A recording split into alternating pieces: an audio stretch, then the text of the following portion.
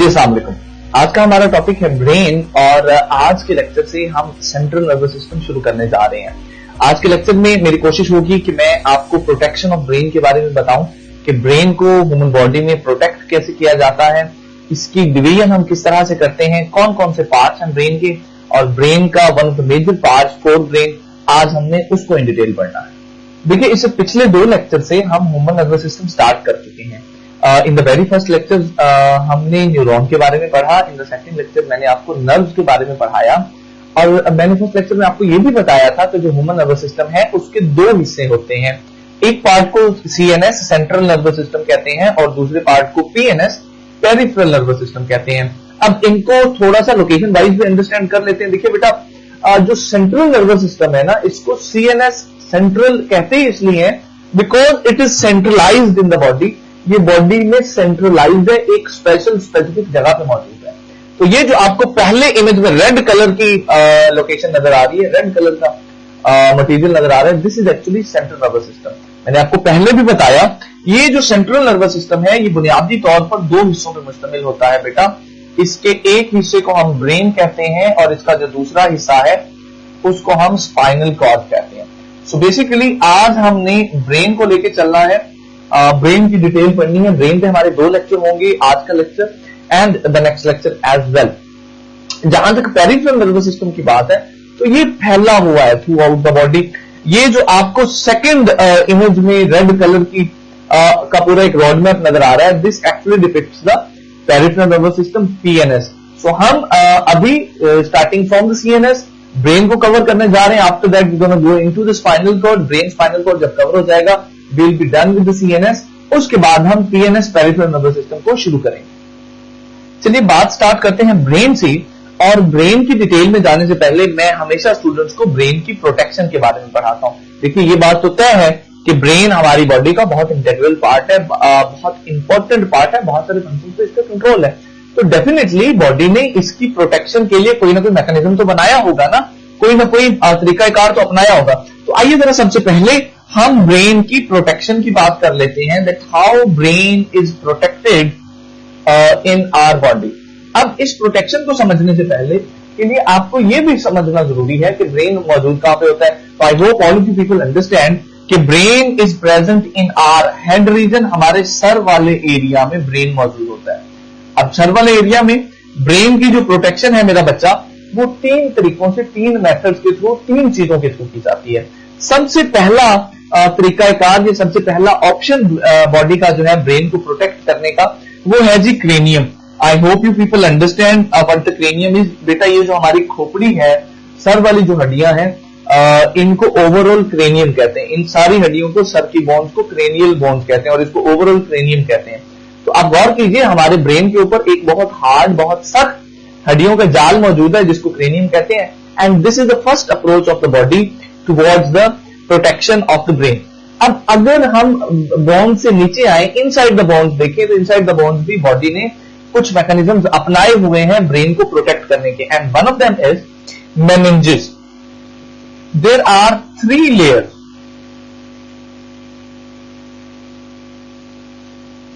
Of meninges in the body.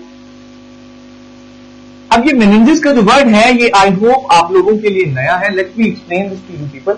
देखिए, जब हम स्किन के नीचे देखते हैं ना, स्किन की बजाय बल्कि हम जब बोन्स के नीचे देखते हैं, हमारी स्कल खोपड़ी के नीचे जब हम देखते हैं ना, तो हमें ये देखने को मिलता है कि देयर आर 3 लेयर्स, 3 लेयर्स मौजूद हैं एक सर्टेन मटेरियल की, स्किन लाइक मटेरियल की, जो ब्रेन और स्कल के दरमियान है। इन तीनों लेयर्स को हम कहते हैं जी मेनिंजेस। इनके डिफरेंट नाम भी हैं, इनमें से एक ड्यूरा मैटर है, 2 और है, बट हमें डिटेल में जाने की जरूरत नहीं। हमें बस ये अंडरस्टैंड करना है कि क्रेनियम के बाद जो दूसरा ऑप्शन है बॉडी के पास ब्रेन को प्रोटेक्ट करने का, वो है जी मेनिंजेस। अब ये जो मेनिंजेस हैं, ये क्योंकि 3 लेयर्स हैं, तो अगर कभी कोई प्रेशर पड़ता भी है बॉडी पे, ब्रेन पे ऊपर से या साइड से, तो ये उस प्रेशर को एब्जॉर्ब करने का काम करते हैं। सो ये जो ऊपर वाला इमेज आपको नजर आ रहा है, इसमें ब्रेन के ऊपर वो जो 3 लेयर्स हैं, ये बेटा मेनिंजेस को डिपिक्ट कर रही है। मेनिंजेस के बाद बॉडी के पास एक और भी तरीकाकार है जिसको विजुअलाइज करती है ब्रेन को प्रोटेक्ट करने के लिए, and that is the presence of CSF, cerebrospinal fluid. वैसे तो ये फ्लूइड ब्रेन के अराउंड भी प्रेजेंट होता है और स्पाइनल कॉर्ड के अराउंड भी प्रेजेंट होता है, तो बट अभी क्योंकि हम सिर्फ ब्रेन की बात कर रहे हैं तो हम ब्रेन पे ही रहेंगे। बट ये सीएसएफ सेरिब्रोस्पाइनल फ्लूइड आपकी बैकबोन में, आपके स्पाइनल कॉर्ड के अराउंड भी प्रेजेंट होता है। ये एक तरह का फ्लूइड है। ये ब्लू कलर में यहां पर जो आपको मटेरियल नजर आ रहा है अराउंड द ब्रेन, ब्रेन के अराउंड भी और दरमियान दरमियान में ब्रेन के हिस्सों में भी, this is actually the cerebrospinal fluid CSF. और इसका काम होता है कि इस अगर कभी कोई प्रेशर पड़ता है तो ये उस प्रेशर को एब्जॉर्ब करता है, ब्रेन के जो इंटरनल टिश्यूज हैं उनकी प्रोटेक्शन का काम करता है। तो ये जो तीन मेथड्स हैं, क्रेनियम, 3 लेयर्स ऑफ मेनिंजेस और सेरिब्रोस्पाइनल फ्लूइड, इन तीनों चीजों के थ्रू आपकी बॉडी ब्रेन को प्रोटेक्ट करती है। Now after understanding the protection, अब हम बेटा बात करने लगे हैं कि ब्रेन की डिवीजन्स के किस तरह से हम करते हैं, ब्रेन के कौन कौन से पार्ट्स हैं। So I am going to start with the brain. मेरी ये कोशिश होगी कि ये पूरा लेक्चर आपको in the form of road map समझाऊं, एक मैप की फॉर्म में समझाऊं ताकि आपको उसको समझने में आसानी हो। तो ब्रेन जो है जनाब, इसको हम 3 हिस्सों में, 3 पार्ट्स में डिवाइड कर सकते हैं। इसका जो पहला पार्ट है उसको हम कहते हैं फोर ब्रेन, जिसको हमने आज के लेक्चर में पढ़ना है।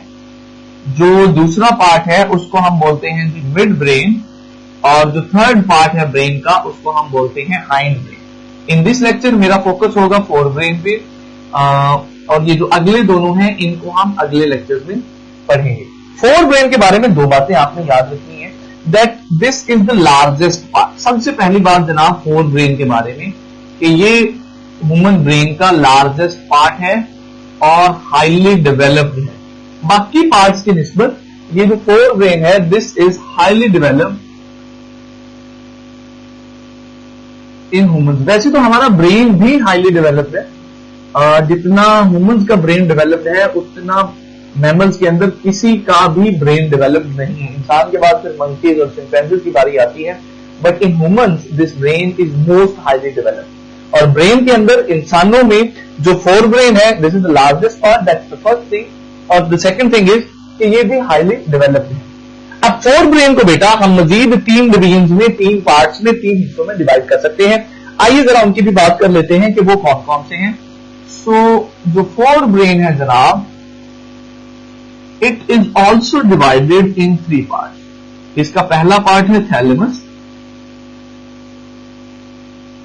इसका सेकंड पार्ट है हाइपोथैलेमस,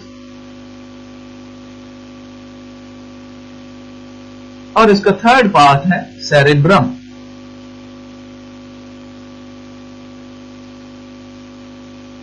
अब ध्यान दीजिए, मैंने हाइंड ब्रेन और मिड ब्रेन को बिल्कुल नहीं छेड़ा है, फॉर द वेरी रीजन कि इसको, इन दोनों को हमने अगले लेक्चर में पढ़ना है।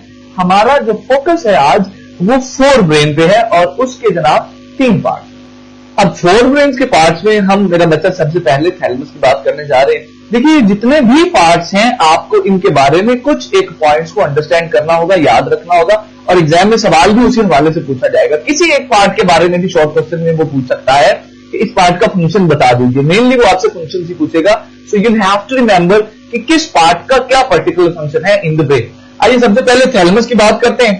तो थैलेमस जो है ना जनाब, इसके बारे में सबसे पहली चीज that you people need to remember is कि it is present below cerebrum. अगर हम ब्रेन को देखें तो हमें सेरेब्रम के नीचे थैलेमस मौजूद नजर आता है। चलिए किसके फंक्शन की बात करते हैं मेरा बेटा। It acts as relay centre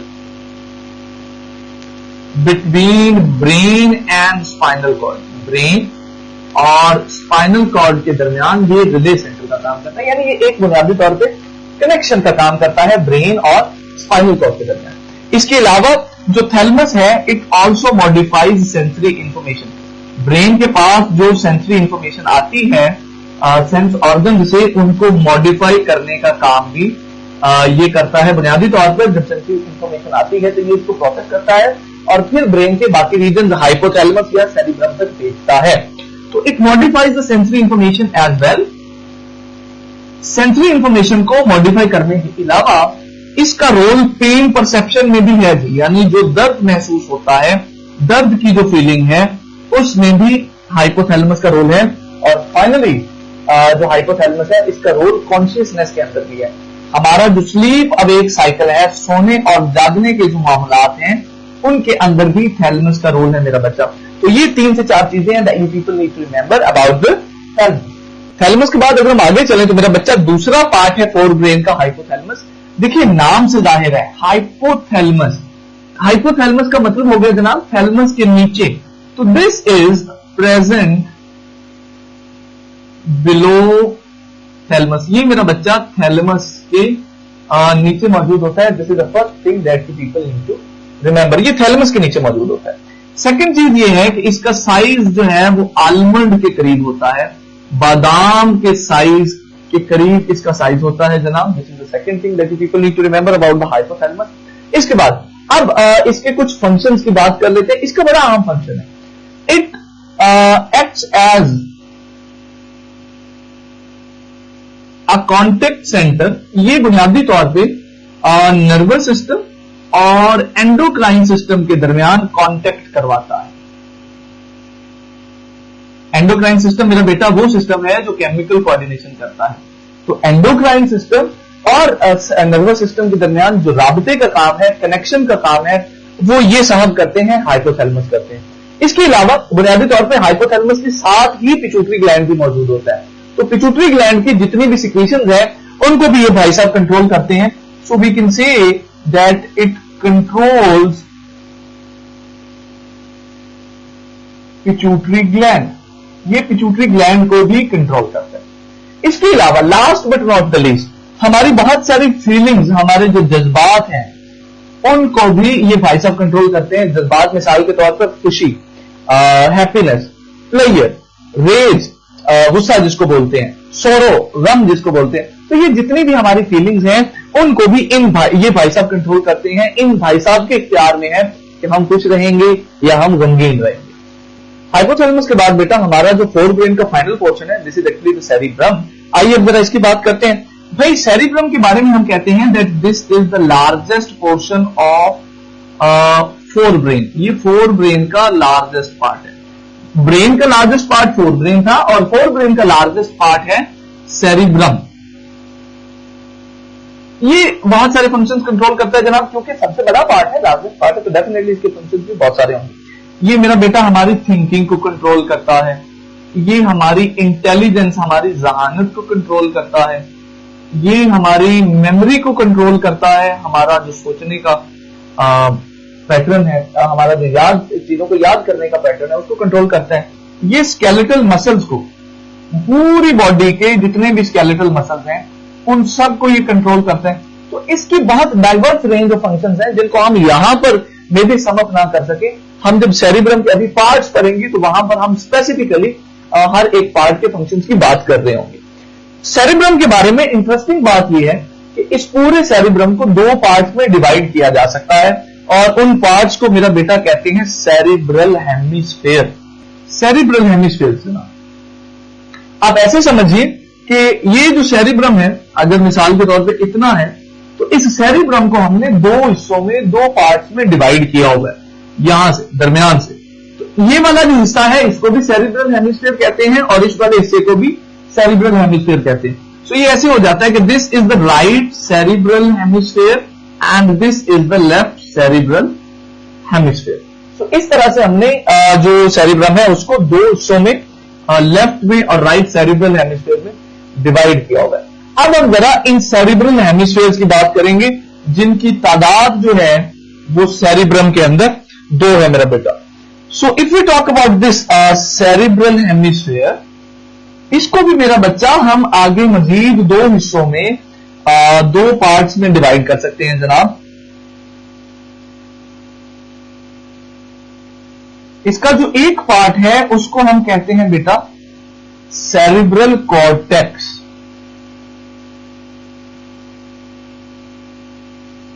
और जो दूसरा पार्ट है उसको हम कहते हैं ऑल्फैक्टरी बल्ब।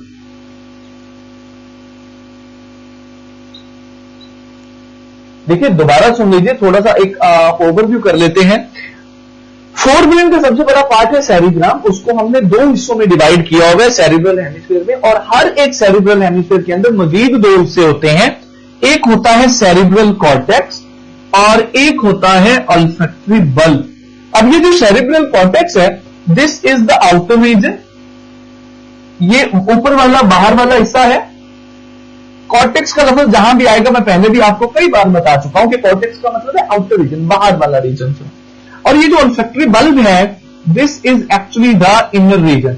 सेरिब्रल हेमिस्फीयर का जो अंदर वाला एरिया है, this is actually olfactory bulb, ये इनर रीजन है। इन दोनों के दरमियान, सेरिब्रल कॉर्टेक्स और ऑल्फैक्टरी बल्ब के दरमियान एक और फर्क ये है कि जो सेरिब्रल कॉर्टेक्स है ना मेरा बेटा, ये बना होता है ग्रे मैटर का, और ये जो ऑल्फैक्टरी बल्ब है ये बना होता है व्हाइट मैटर का। आप ऐसे करके याद करेंगे, चीजें बहुत आसान हो जाएंगी। So cerebral cortex is made up of grey matter and olfactory bulb is made up of white matter. Grey matter और व्हाइट मैटर का भी फर्क जरा समझ लीजिए बेटा। जो ग्रे मैटर है ये बना होता है नॉन माइलिनेटेड एक्सॉन्स का। ऐसे एक्सॉन्स जिनके ऊपर माइलिन शीट नहीं है, वो मिलके जो मटेरियल, जो सब्सटेंस बनाते हैं ना, उसको कहते हैं grey matter.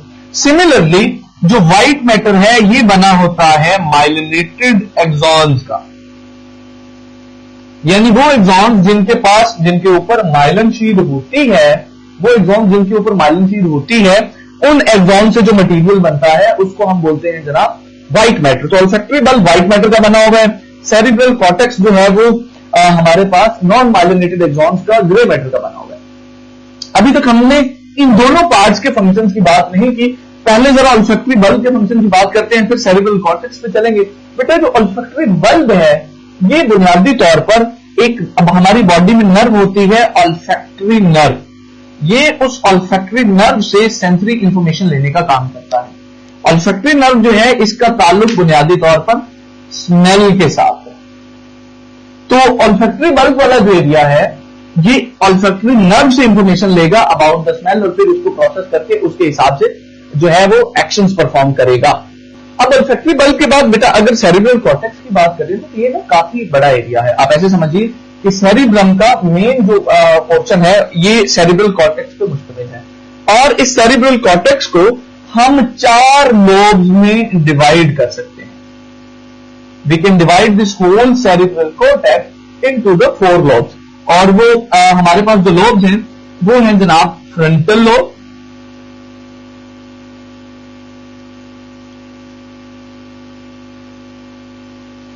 Parietal lobe, occipital lobe और टेम्पोरल लोब। ये जो मैंने 4 लोब्स के नाम लिखे हैं ये ना बुनियादी तौर पे बॉन्ड हैं, हमारे स्कल की बॉन्ड है। तो स्कल की बॉन्ड, जिस बॉन्ड के साथ इस सेरिब्रल कॉर्टेक्स का जो हिस्सा टच कर रहा है हमने उसको वही नाम दे दिया है। तो ये जो सेरिब्रल कॉर्टेक्स है आप ऐसे समझिए कि इसको आप मजीद 4 हिस्सों में, 4 पार्ट्स में डिवाइड कर सकते हैं, frontal, occipital, temporal and parietal lobe. अब हमने क्योंकि इसको 4 हिस्सों में डिवाइड कर दिया तो मैंने आपको पहले कहा था हम फंक्शन स्पेसिफिकली पढ़ेंगे। तो इनमें से हर एक लोब का मेरा बच्चा स्पेसिफिक फंक्शन है। आइए जरा उसको अंडरस्टैंड कर लेते हैं। भाई ये जो फ्रंटल लोब है ये एक तो हमारे स्केलेटल मसल्स को कंट्रोल करता है, और दूसरा जो मूवमेंट्स इन्वॉल्व होती हैं स्पीच में उनको भी ये मेरा बेटा कंट्रोल करता है। ये जो हमारा फ्रंटल मसल, जो फ्रंटल लोब है। जो पेरिएटल लोब है ये स्किन से सेंसरी इंफॉर्मेशन कलेक्ट करता है, यानी स्किन से जितनी भी सेंसरी इंफॉर्मेशन आती है उसको कलेक्ट करने और प्रोसेस करने का काम इस पेरिएटल लोब का है। स्किन से या तो पेन की आपको इंफॉर्मेशन आएगी, टेम्परेचर के हवाले से इंफॉर्मेशन आएगी, टच के हवाले से इंफॉर्मेशन आएगी। तो ये सारी इंफॉर्मेशन पेरिएटल लोब जो है वो कंट्रोल करता है। ऑक्सीपिटल लोब जो है जनाब वो विजुअल इंफॉर्मेशन रिसीव करता है और उसको जो है वो प्रोसेस करता है, यानी आई से जितनी भी सेंसरी इंफॉर्मेशन आ रही है उस सारी की सारी इंफॉर्मेशन को आपका ऑक्सीपिटल लोब जो है वो प्रोसेस करता है और कंट्रोल करता है। और फाइनली जो हमारे पास टेम्पोरल लोब है वो हियरिंग और स्मेल से रिलेटेड जितनी भी इंफॉर्मेशन है, जितनी भी सेंसरी इंफॉर्मेशन है उसको कंट्रोल करने का काम, उसको कलेक्ट, उसको प्रोसेस करने का काम टेम्पोरल लोब का।